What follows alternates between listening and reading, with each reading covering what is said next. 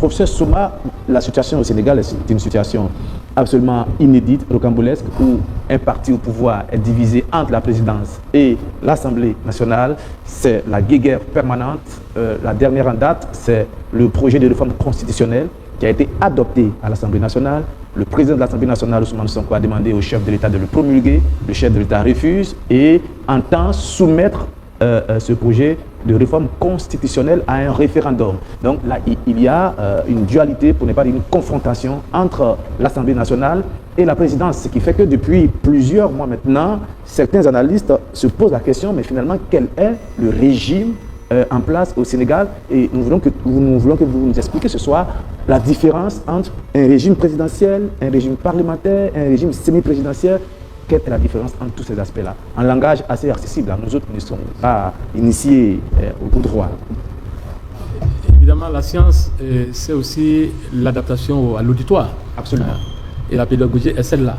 Ce qu'il faut comprendre en termes de régime politique, il y a purement deux types de régimes politiques. Il y a le régime parlementaire et le régime présidentiel. Et c'est vrai qu'il y a plusieurs critères qui sont parfois utilisés pour les distinguer, mais ces critères ne sont pas satisfaisants. Le seul critère qui est satisfaisant, c'est l'existence des mécanismes d'influence réciproque entre les deux pouvoirs, le pouvoir exécutif et le pouvoir législatif. Si dans la constitution d'un État, vous avez des mécanismes juridiques par lesquels l'une des autorités de l'un des pouvoirs peut mettre fin au mandat de l'autre, avant terme, on serait dans un régime parlementaire. Donc on dit que le régime parlementaire se définit par l'existence de mécanismes de responsabilité politique. Et si dans la constitution d'un État, vous lisez la constitution, vous ne trouvez pas de mécanismes qui permettent à l'un ou l'autre des pouvoirs exécutifs et législatifs de mettre fin au mandat de l'autre avant terme, on dira qu'il n'y a pas de mécanisme de responsabilité, on est dans un régime présidentiel.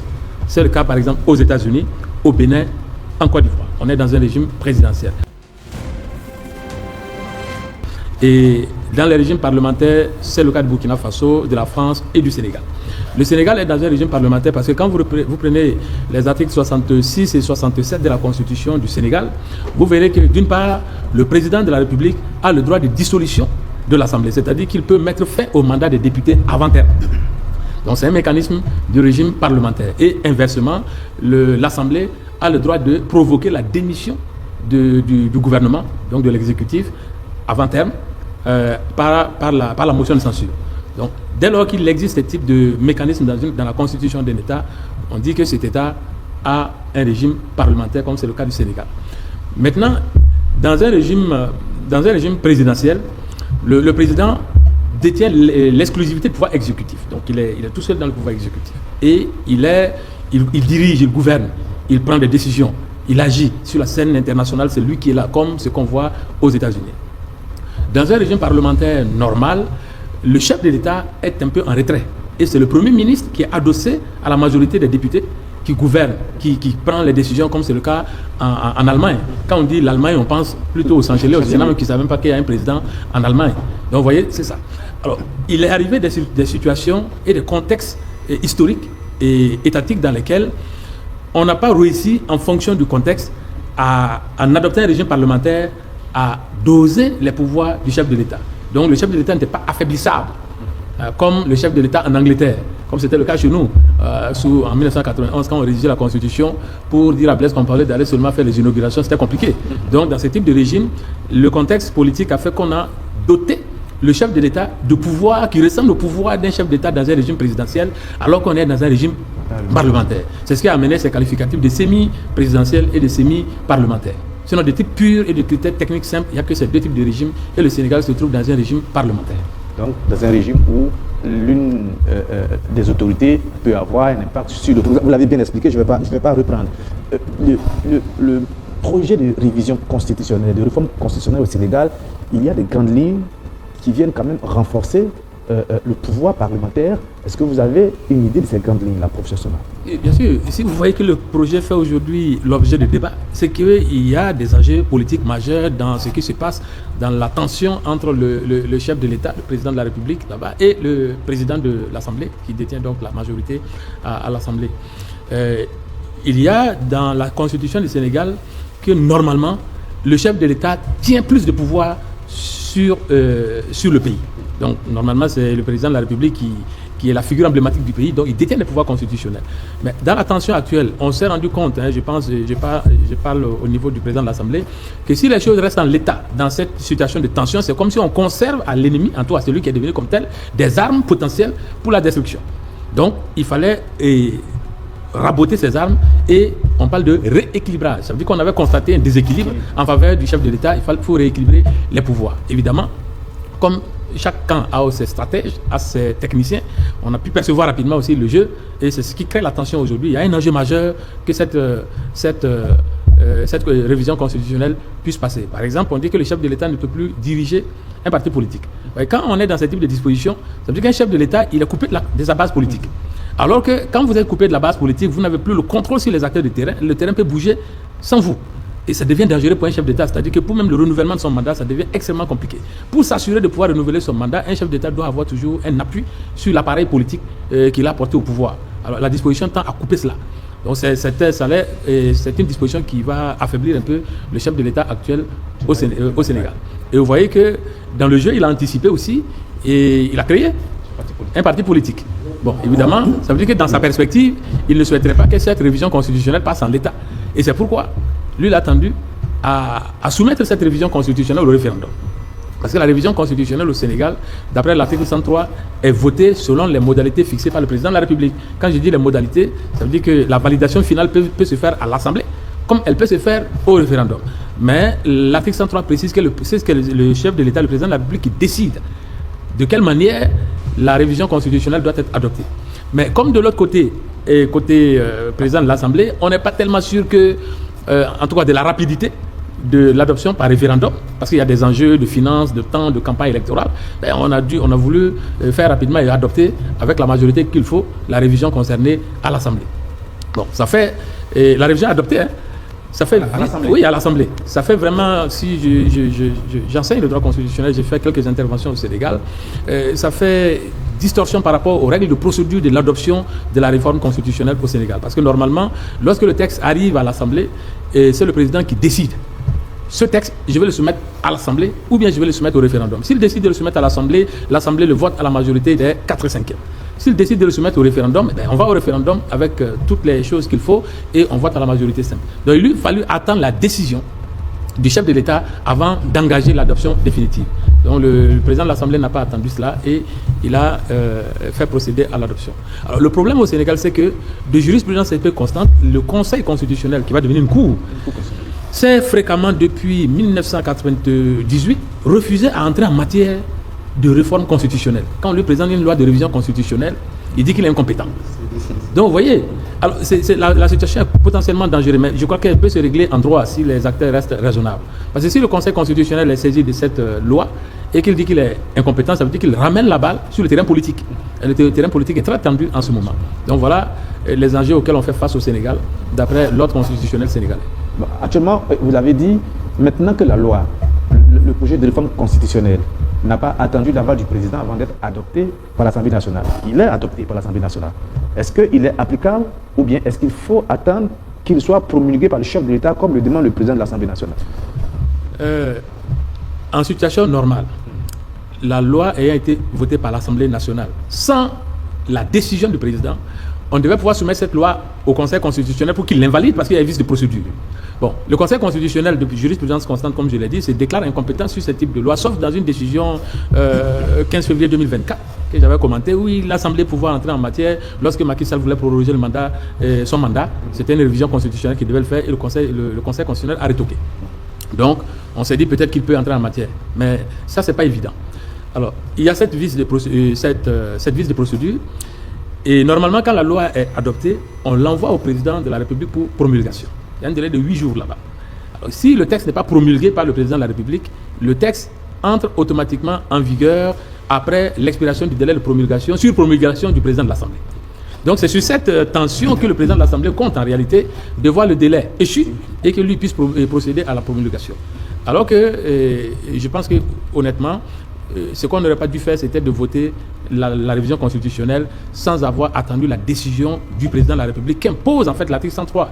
On ne parle pas ici de vision politique, on parle de réglementation constitutionnelle au Sénégal. Vraiment, la procédure impose d'attendre la décision du président de la République sur le choix qu'il opère sur la voie référendaire ou la voie parlementaire de l'adoption d'une révision constitutionnelle.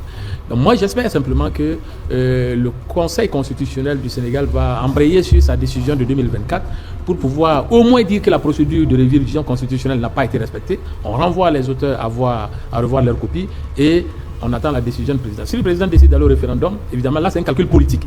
Parce qu'il s'est dit que s'il va au référendum, évidemment, si le texte reste en l'état, il va faire campagne contre pour que la réforme ne passe pas.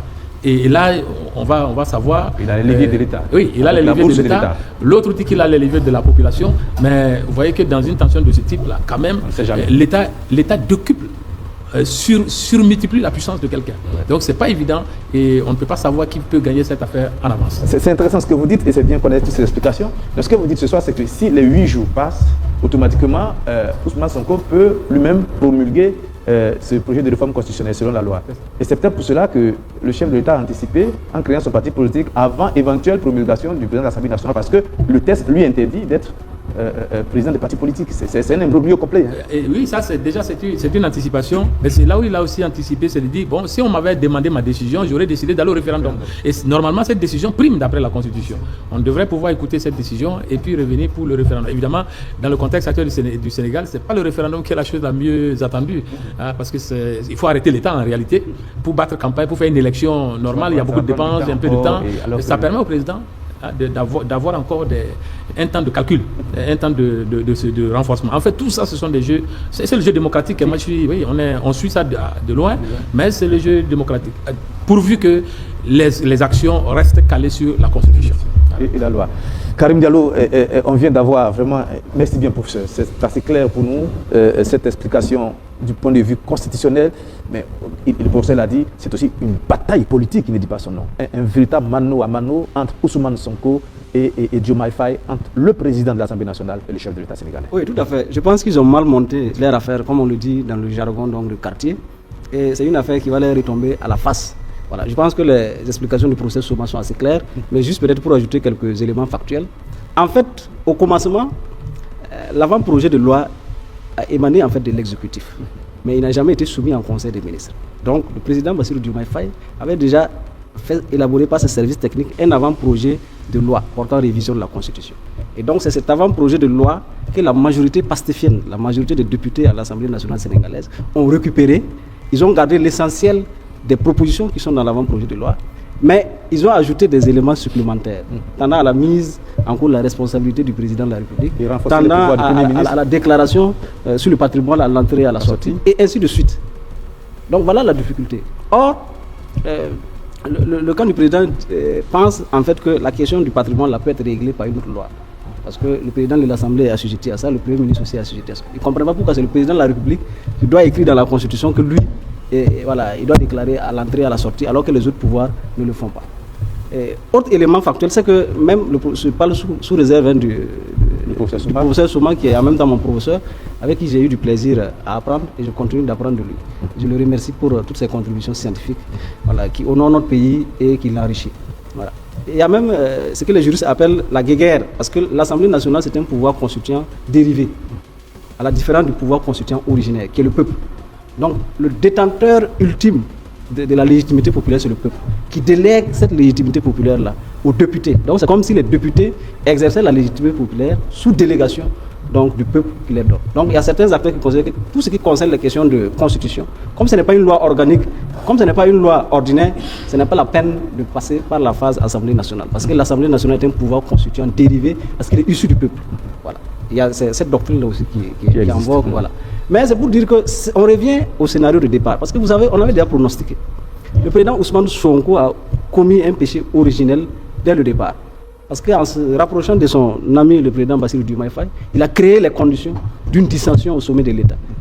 Parce il gère collégialement des dossiers, donc ils sont responsables des acquis, ils sont aussi responsables des insuffisances. Et le temps politique, de mon point de vue, a été mal calculé.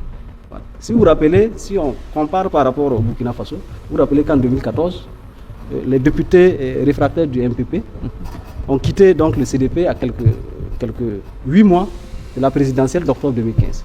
S'ils avaient quitté 2 ans avant, je ne suis pas sûr que c'est le même scénario qui allait se produire. C'est la même chose au Sénégal. C'est-à-dire que le président Ousmane Sonko a la légitimité populaire, mais il n'a pas le pouvoir d'État. Or, le pouvoir d'État aussi est un atout. Mais lui, son atout, c'est le peuple. Mais en plus du peuple, il faut avoir le pouvoir. Et il a mal calculé. Il a mal calculé. C'est ce qu'on disait depuis le départ. Parce que s'il était allé à l'Assemblée nationale, il y avait un certain effacement, une certaine neutralité par rapport à la gestion des affaires de l'État. Parce que si l'exécutif ne travaille pas bien, il pouvait les interpeller pour dire ah, ici, là, attention. Et à la fin de son mandat, de son premier mandat de parlementaire, le peuple sénégalais, si jamais le bilan était positif, le peuple sénégalais va dire que c'est un bilan de Diomaye et de Sonko. Mais si le bilan était négatif, ils vont un peu relativiser et Sonko pourrait être candidat et être élu président. Mais là, il a mal fait chez soi et maintenant il faut qu'il se calme. Voilà. C'est lui qui a la légitimité populaire. Malheureusement, si dans la méthode vous ne prenez pas bien, vous perdez tout. Voilà. Mais parfois, la pression populaire peut être aussi un pouvoir. Je pense que si le Conseil constitutionnel, qui est le garant finalement de la régularité et de tout des institutions républicaines, s'invite dans le débat au regard de la crise imminente qui est en perspective, on peut toujours retrancher. Pour l'instant, le Conseil constitutionnel s'en lave les mains. Ça donne aussi l'image que quand vous gérez le pouvoir d'État, il faut être très intelligent pour qu'on ne vous inflige pas et qu'on ne vous enlève pas ceux qui contribuent à consolider votre pouvoir. Ils ont écouté des influences, ils ont été influencés par des cercles qui ne veulent pas leur bien. Aujourd'hui, ils sont dans une équation où les Sénégalais ne sont plus préoccupés même par les élections, ni locales, ni de référendums. Les Sénégalais veulent manger. Voilà, ils ont voté en 2024, ils veulent maintenant la mise en œuvre concrète et que ça impacte effectivement leurs conditions de vie. C'est ce qu'ils attendent. Et malheureusement, on est à ce stade. Oui, ce que nous sommes en train de vivre, par rapport à ce qui se passe au Sénégal, c'était prévisible. Nous l'avons évoqué à plusieurs reprises sur le même plateau. Et je l'ai dit, le président Diomaye Faye, c'est un monstre froid qui sera difficile à abattre d'ici les élections présidentielles. Ça, il faut avoir le courage de le dire. Et ce qui se passe au-delà des mécanismes constitutionnels et juridiques que le professeur a évoqués, tout tourne autour des enjeux politiques actuellement. Vous savez, l'Assemblée nationale, qui a un pouvoir dérivé du peuple, parce que c'est, comme il a dit, c'est comme si l'ensemble des 30 et quelques millions de Sénégalais étaient à l'Assemblée nationale. Le fait d'adopter les modifications constitutionnelles à ce niveau, c'est dans le sens effectivement d'affaiblir le président, de donner plus de pouvoir au président de l'Assemblée nationale et au Premier ministre. C'est le jeu politique. Diomaye Faye, qui fait recours effectivement à ces référendums-là qui consistent à consulter le peuple, veut jauger sa popularité politique pour 2029. Et je vous disais tantôt, il est en train de rallier, de coopter beaucoup de cadres d'autres partis légendaires, tels que les Idrissa Seck, tels que les Moustapha Niasse, tels que, les Karim Wade, tout. Vous avez vu la dernière sortie de Karim Wade. Donc c'est des enjeux purement politiques. Et tous ces mécanismes constitutionnels-là, c'est connu issu de tous les acteurs politiques sénégalais. Maintenant, c'est des enjeux politiques. Et je crois que c'est la voie qu'on est en train d'emprunter, c'est le référendum qui va advenir. Et le peuple sénégalais sera consulté qu'advienne que pourra, parce que le président, selon la constitution sénégalaise, le président sénégalais a toujours des passerelles de pouvoir et des mécanismes qui lui permettent effectivement de contourner, de faufiler, consulter et puis agrandir ses pouvoirs. Et ce qui se passe aujourd'hui, c'est ce qui est prévu depuis fort longtemps. Et vous voyez l'aisance avec laquelle Sonko s'exprime aujourd'hui. Ça veut dire que l'alliance depuis le début n'était pas une alliance de bonne foi ou une alliance franche. On ne peut pas le dire. Non, on peut être sincère au début, et après, selon les désidératas de la vie changés. Dès lors que Sonko a été nommé Premier ministre et lui président, on sentait déjà, tout le monde l'a dit, Dacier l'a dit sur le plateau que ça ne va pas marcher. L'attelage ne va pas marcher. Tout le monde, c'était clair. Donc aujourd'hui, ce qui se passe, c'est la suite logique de ce qu'on a vécu depuis 2023, depuis le début de l'attelage. Et le peuple sera consulté et il faut prendre toutes les dispositions nécessaires. Et je l'ai dit, ce que Sonko doit faire aujourd'hui, c'est de faire tout possible pour défendre sa candidature en 2029, ce qui n'est pas évident. Parce que je l'ai dit, selon la constitution sénégalaise, le président en exercice a toujours des passerelles, a toujours des portions du pouvoir qui lui permettent effectivement d'avancer. Et il y a un élément important que vous ne devez pas oublier. Vous savez, en Afrique, quand vous avez les leviers du pouvoir, vous savez, la corruption en Afrique. Vous avez la dernière sortie de la coalition, Diomaye Faye a réuni combien de maires? Près de 300 et quelques maires. Et vous savez, en démocratie, ce qui est le plus représentatif, c'est les élections municipales. C'est les maires qui constituent les pouvoirs locaux. Donc aujourd'hui, il réunit près de 300 maires au Sénégal. C'est pas rien.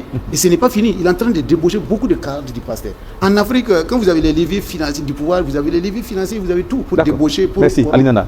Professeur, on va vous libérer. Là, vous avez planté les décors, expliqué, décortiqué. On va vous demander de faire un autre exercice, un peu plus difficile, c'est de la prévision. Quand vous analysez les forces en place sur le plan purement du droit, qu'est-ce qui pourrait se passer et puis quel impact cela pourrait avoir sur la situation politique au Sénégal? Pour faire des projections, il faut savoir que ce qui se passe actuellement au Sénégal était prévisible du point de vue technique de l'ingénierie politique et constitutionnelle. C'était prévisible, pas tellement par ce qu'on a pu entendre, mais par cette erreur de départ d'avoir fait présider la coalition Diomaye Faye par autre chose que le PASTEF. C'est-à-dire que dès que ça a été fait, moi je savais qu'il y aurait des problèmes. Parce que dès que la coalition qui amène le président à la présidence est différente du parti et que le parti ne chapeaute pas cette coalition, le président arrive à la présidence avec 2 piliers de légitimité pour exercer le pouvoir. C'est impossible, c'est pas possible de faire, puisque ces 2 piliers ne sont pas coordonnés. Le PASTEF et les autres partis. C'est ça. Au début, il aurait fallu que, même s'il y a coalition, que cette coalition soit présidée par le PASTEF. Et là, en fait, le problème était réglé. Il n'y aurait qu'un seul pilier d'exercice du pouvoir et les choses allaient se régler à l'intérieur. Donc voilà l'erreur qui a été commise, c'est celle-là. Maintenant, cette erreur a donné un petit avantage à Diomaye Faye, parce que maintenant, il a un stock politique sur lequel il peut cultiver. Et il a le terreau fertile pour cultiver, parce qu'il a la levée de pouvoir. Donc ce qui est envisageable, c'est que je ne crois pas que le PASTEF va être affaibli d'ici 2 ans, parce que son ancrage est quand même sur le plan des idées, sur le plan des besoins de la population. C'est quelque chose c'est une machine qui a pris. Mais je crois aussi que le président est en mesure de récolter du soutien politique, même hors PASTEF, pour renforcer une base, parce que le PASTEF aussi a un passif, et quand on a un passif, il y a des adversaires qui peuvent aller vers le président Faye. Parce que l'ennemi de mon ennemi devient mon ami. C'est une coalition de circonstances, et cette situation peut aller renflouer le camp politique de Diomaye Faye. Mais le timing est très serré. C'est-à-dire que tout va se jouer, pour moi, tout va se jouer d'après le timing du référendum. Parce que le référendum va être le test anticipé pour les élections de 2029.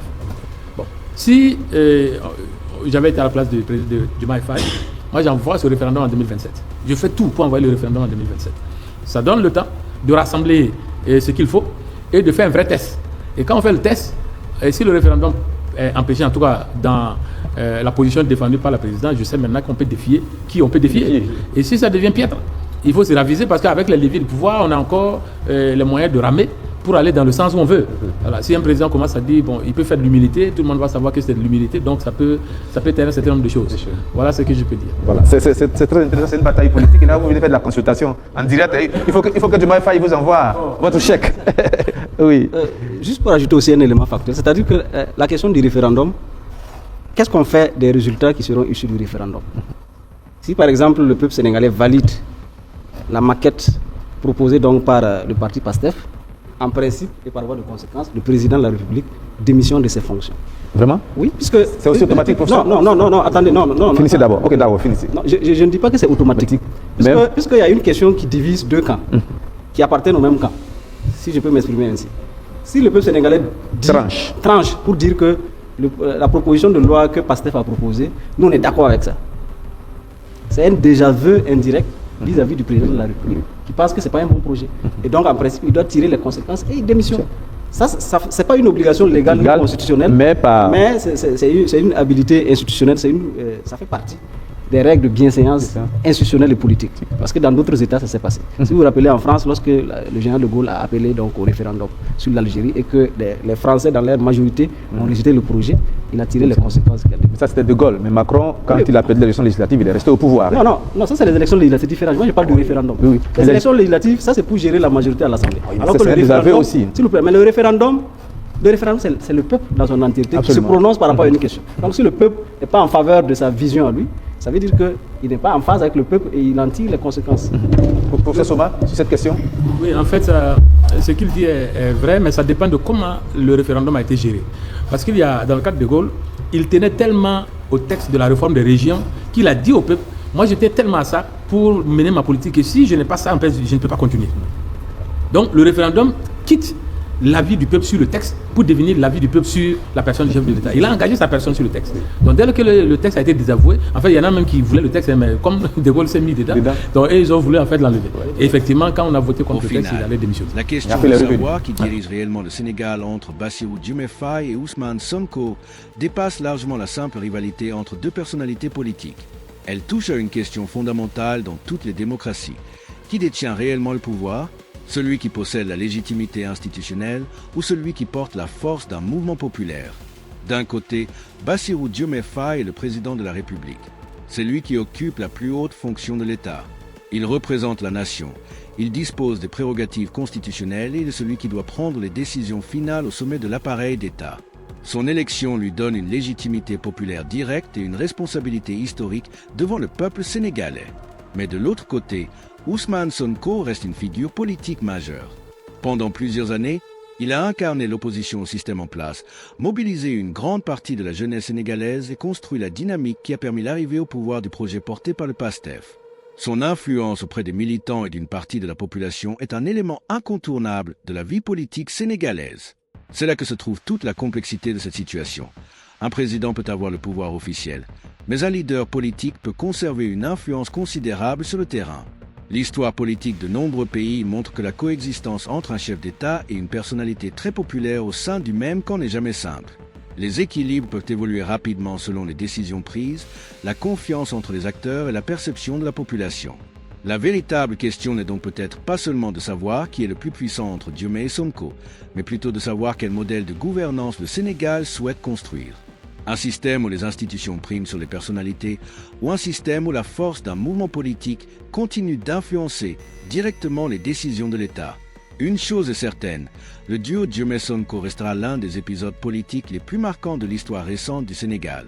Leur alliance a suscité beaucoup d'espoir, mais elle impose également une grande responsabilité. Les Sénégalais attendent désormais des résultats concrets sur l'économie, la justice sociale, la souveraineté et l'amélioration des conditions de vie.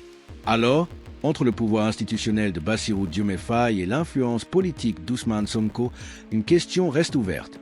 Le Sénégal sera-t-il dirigé par la fonction présidentielle ou par la force d'un mouvement qui apportait le changement ? L'avenir apportera la réponse. Mais une chose est sûre, chaque décision prise par ces deux hommes sera observée de près, car elle pourrait définir une nouvelle étape de l'histoire politique sénégalaise.